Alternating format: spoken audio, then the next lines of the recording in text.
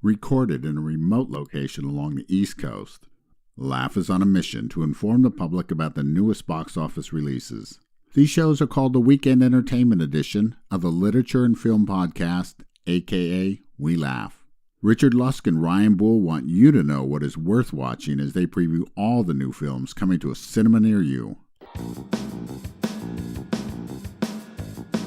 Broadcasting live from Flying Bowl Production Studios, it's LaF, episode 116, a Wee LaF for the January 29th weekend. I'm your host, Mr. Two Frames. Joining me in studios, as always, is the L Train. How are you, sir? I'm wonderful. How are you? Very happy. I think we have a wealth of choices this weekend for where to go to spend our money to go watch a film. This week has one of my most anticipated movies of 2015 coming out in 2016. Yeah. This weekend has 3 films that were supposed to come out in 2015. Ooh. And normally January is kind of a slow month for films. I think 3 of these films are huge. You mean box really office? Well, maybe. Could be. Really good box office for one of them. Well, I'll be interested to see where you... But I think there are 3 fine films here. All right. Ready? We'll have a box office debate here soon. All right. So 4 big movies, though. Since we're talking about fine films, let's talk about The Finest Hours, starring Chris Pine, Graham McTavish, Casey Affleck, and Eric Bana. This is based on the true story of the Coast Guard in 1952 when they had to make a daring rescue attempt off the coast of Cape Cod after a pair of oil tankers are destroyed during a blizzard. This film was originally supposed to come out back in it was supposed to come out in April of this year.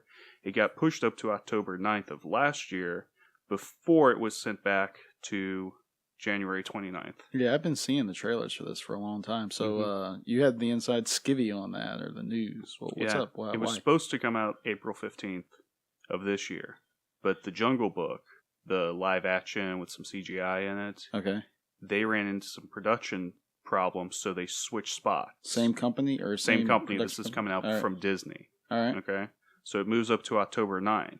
Right after it does that, The Martian moves back to October 2nd. It was supposed to come out at Christmas time, but it got out of the way of Star Wars. Mm-hmm. So, and The Martian is on IMAX screens. The Finest Hours is going to be in IMAX, and I think even IMAX 3D. So because now they wouldn't have screens to show their movie and they'd be in direct competition with The Martian, they move it here to January. So this is a movie you think is going to be really good? It's going to do well at the box office? I hope so. Really? I think this appeals to a lot of older people to go watch it. The whole based on a true story. It's got the whole like Coast Guard, the sacrifice angle. You know, in a lot of ways it's like a soldier movie. Perfect Storm. Perfect Storm did really well, yeah. I don't know. My dad, you're right. My dad would kind of like this movie, but I mean, I saw the trailer. Mm-hmm. I know the entire movie. So what? I know every beat. I know every twist, every turn. And plus, it's a true story. I know how it's going to end. You looked it up how it ends? I mean, no. See, I assume I know. Yeah. Some people are going to die. Some people are going to live. Is John Goodman in this? I don't believe so. I think I saw John Goodman in one of the trailers. There might just have been another big fat guy with a wrench. Possibly, yeah. I didn't see his name. Okay, it's based on a true story. And I can understand that, sure, you know where it's going, so it kind of ruins the movie for you. But the central idea of this movie is courage, right? And I think that's what allows you to watch films like this and not care. Courage and responsibility. Yeah. In the movie Ladder 49, John Travolta had the line, "People are always asking me how it is that firefighters run into burning buildings when everyone else is running out.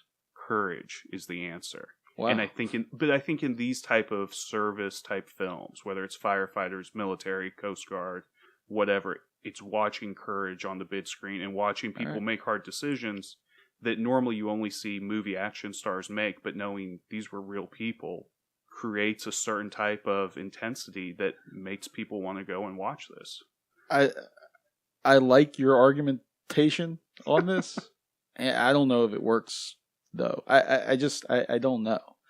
It's out there. A couple of weeks ago, Benghazi soldiers tanked had the same sort of sub theme of courage, and it didn't do well at the box office.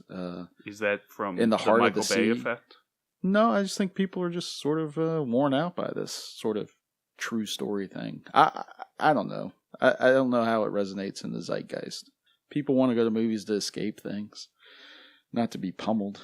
I don't know. I'm but excited. Then there's The Revenant, so I mean that blows my theory out of the water. Out of the water. That's a big pun there.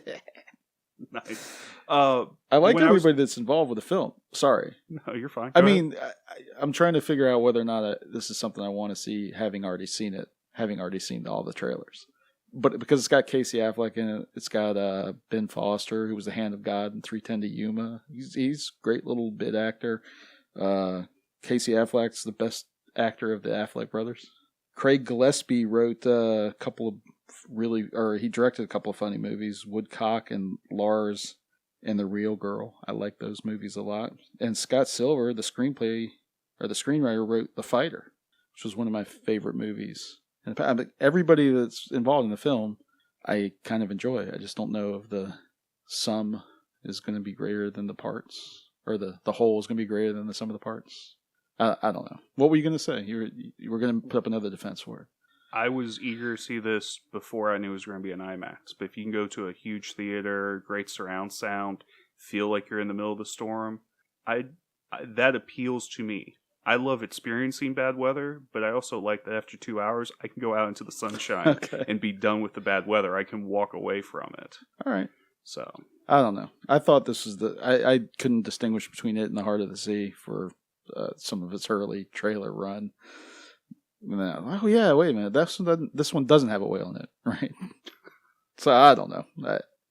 I'm not going to crap on it. I haven't seen it, but I have seen it. All right. I've seen all the trailers. Finest Hour would be my pick. What's your pick for the movie of the weekend? Oh, well, by far, Jane Got a Gun. I've been looking forward to this movie for a long time.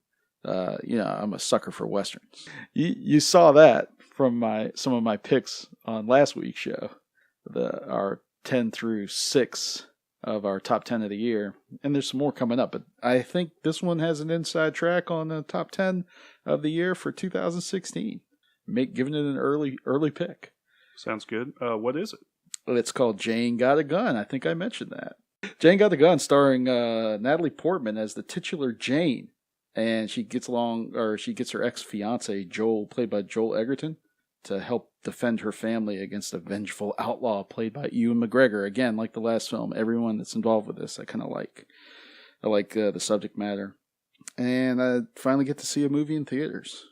Western, that is. That's not, got other things going for it. This is, I think, a straightforward shoot-'em-up kind of Western, like The Salvation or Slow West. Those are movies from last year that I liked and enjoyed. And, I want to see a good Western movie in the movie theater. So I'm afraid it might be overwritten.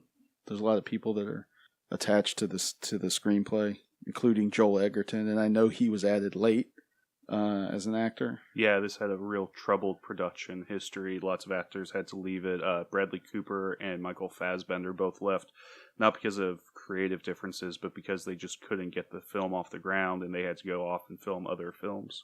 This is the movie I want to review. So right. Do I have to fight you for it?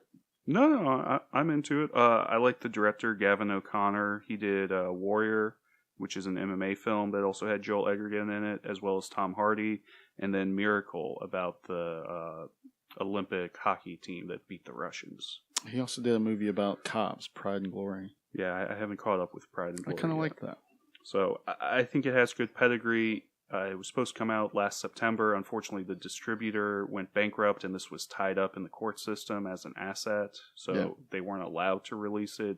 It wasn't one of those, ooh, this movie's so bad, let's just keep editing it and try and find a decent movie in this. Well, when an actor is added late and he becomes one of the screenwriters, that does not bode well.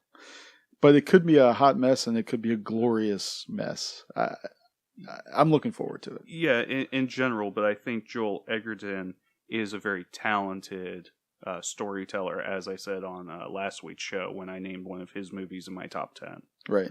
I do think he can add something to your film. So, interested to see Jane Got a Gun. Jane Got a Gun. Also coming out is Kung Fu Panda 3 this weekend. Do you like the Jack Black as a giant fat panda? No, I think he's sort of typecast. in that role. Typecast, yeah. This also has Angelina Jolie and Dustin Hoffman. This is the continuing series of the Kung Fu Panda's legendary adventures of awesomeness. This time, Po must face two hugely epic but different threats, one supernatural and the other a little closer to his home. This was supposed to come out on December 23rd, but they pushed it back because of that thing called Star Wars. Oh, wow. Okay. Yeah. Well, I mean, I think that really shows the pull that Star Wars has, because to me, Kung Fu Panda is kind of aimed at that, 7 to 10-year-old market. Right. Star Wars wants to tap into that market. Yeah. I mean, if you're afraid that Star Wars is going to get everyone between 7 and 70, that's saying something about your film. The 7 to 10-year-old market is the maple tree of the franchise. You want to tap into it and suck it for all it's worth, because then they become the new fanboys later on. They talk about how transformative Star Wars: The Force Awakens was in their movie going. You don't think people will be saying that about Kung Fu Panda 3? No, but it's got your fave, Bryan Cranston. Is a voice talent. J.K. Simmons, my fave. Dustin Hoffman. It's going to make a ton of money this weekend. What do you think? $55 million. Really? Yeah, and I'm also going to project that there are snowstorms that help, do well. I think it's going to make less than that. I think it'll make less than 45.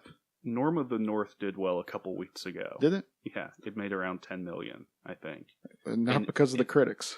Yeah, and I mean, there's not much coming out for the kids. There's a big difference between 10 and 50. Yeah, but that was a direct-to-video release, or supposed to be.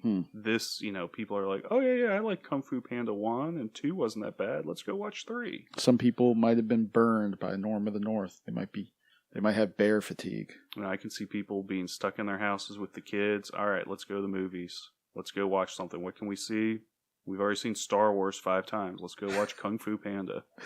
All right. So, is this our first box office bet of the year? How much Kung Fu Panda makes? Yeah. What are you saying the over-under at? I'll set the over-under at 47. All right, I'll take the over. All right. I'll gladly take your money. Okay.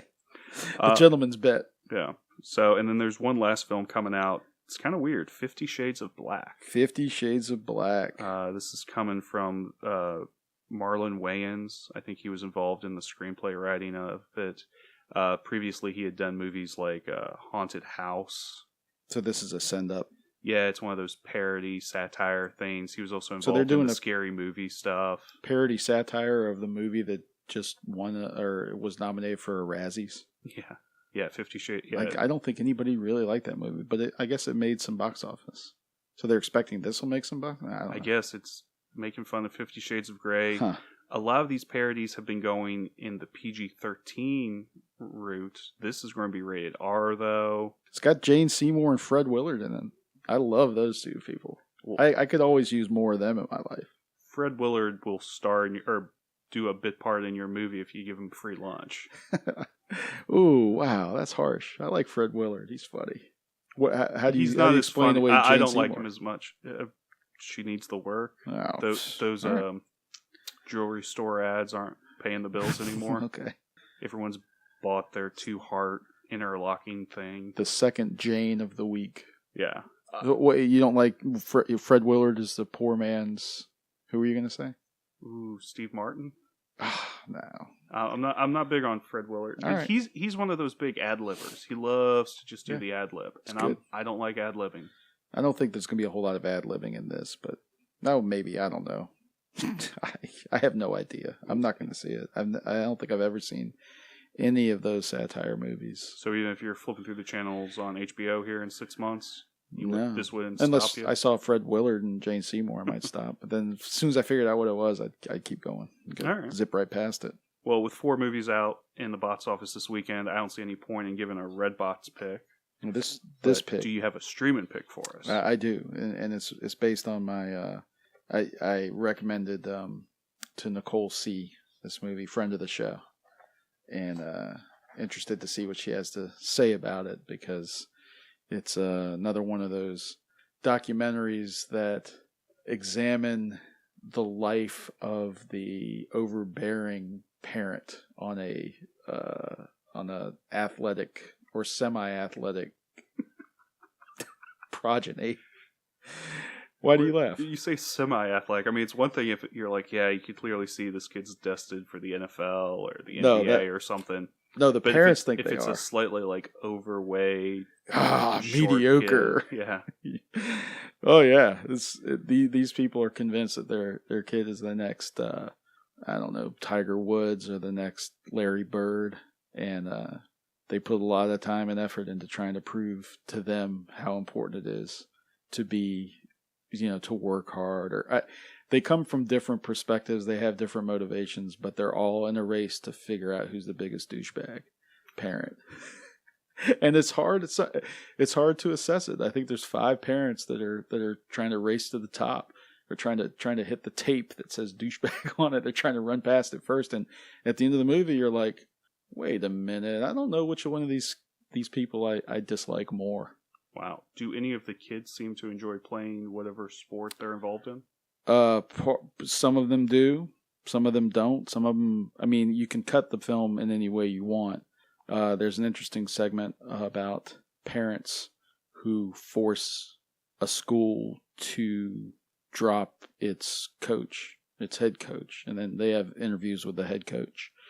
They have interviews with the kids who are involved and the parents who are involved. It's very present. I mean, especially because we teach in the high school and we know what it's like to have parents who sort of, I don't know, I guess it's the tail wagging the dog scenario. Mm-hmm. And this guy mentions that, or references that. He's like, this is the world that we're living in now. And I've been coaching basketball here for 20 some odd years. And a couple of loudmouth parents who were upset about things went behind my back or not even behind his back. They went to the press and got him canned. So, wow. It's directed by Chris Bell. It's got some of the same footage as the movie The Short Game. Mm-hmm. And it focuses on one of the children from that movie, Amari Avery, who thinks his child is going to be a female equivalent of Tiger Woods. He is a complete jerk in The Short Game, but this exposes him for being even worse than what you would have thought. We might be seeing the documentation of our next set of school shooters. Some of these kids, wow. as they grow older, yeah. Although there is one extended scene where I found myself conflicted because of the father that was berating his son because the son wanted to end a conversation without his permission, and it's a hard scene to watch because it lingers and it hangs there, but I found myself agreeing with the father, just the message, mm-hmm. not the method, because it teeters over into abuse.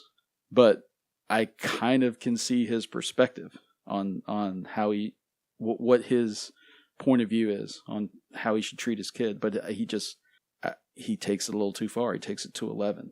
And I'm not sure, I mean, the way the movie pans out sort of answers the question as to whether or not it's effective. But I don't know. The world is a little bit different place now, and I'm not sure that that's a good thing. I mean, it might actually be a bad thing. His message is that he needs to make this kid into a man. His method of doing it is something I don't necessarily agree with. But it was an HBO movie. It was on HBO, the next HBO documentary movie in 2014, I think. But now it's streaming on Netflix. I like it. It's my pick of the week. Does this complete the trilogy, or is this more of a quadrilogy of what's going on with teens today? Over the last couple of months, you've had picks of documentaries like 500 Words or Less and The Short Game. This seems to be following that vein. Does this complete the trilogy? No. The case study? I think it's an ongoing thing. If there's good movies out there that wrestle with this question and either at least expose the world that I know, that I think a lot of people don't know, but I have a different perspective on it. Like if you're a parent, you might know some of these things, but sometimes you're too close to the situation to get a good objective view. Mm. Being my age and not having any kids, but having a lot of friends who have kids, of the same age as some of these parents, mm-hmm. I think I don't know, it's an interesting viewpoint. It's like I said, it's like watching a train wreck from the top of a hill. Like I don't have to see the blood and the guts, but I can see the spectacular destruction. as it occurs underneath me. Right. And I don't know. You've convinced me. I will go see the Trophy Kids. All right. I'm very interested in this. Mark that one down, people. Yeah. Real quick, before we sign off, we need to give thanks. At the beginning of the show, you may have noticed that we had a new announcer. That voice comes from the talented voice artist John Anderson. If you'd like to get his help on your next project, you can email John at hawk1man@yahoo.com. That's hawk, the number 1, and then man with 2 N's at yahoo.com. Thank you, John, for the wonderful jumpstart you provide to our show. We couldn't do it without you. And now it's time for the rundown. There are 4 movies coming out in theaters for the January 29th weekend. They are The Finest Hours, Jane Got a Gun, Kung Fu Panda 3, and 50 Shades of Black. I'm telling you to go watch Finest Hours.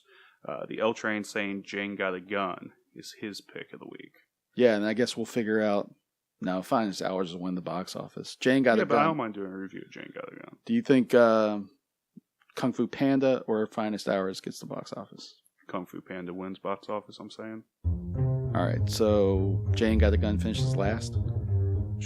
Yeah, Jane Got a Gun, probably less than 10? Yeah, less than 10. I was going to say less than 8, so I'll go with yours. All right, I'll go with the over-under on 8. I'll say less than 8. All right, fair enough. That is episode 116. Join us for episode 117, where we finish off our list of the top 10 movies of the year 2015. We're going to be joined by a special guest that you'll have to tune in to hear what his top films are. All right. So thank you for joining me, L Train. Thank you, Mr. Two Frames. There be dragons. Oxair Bear.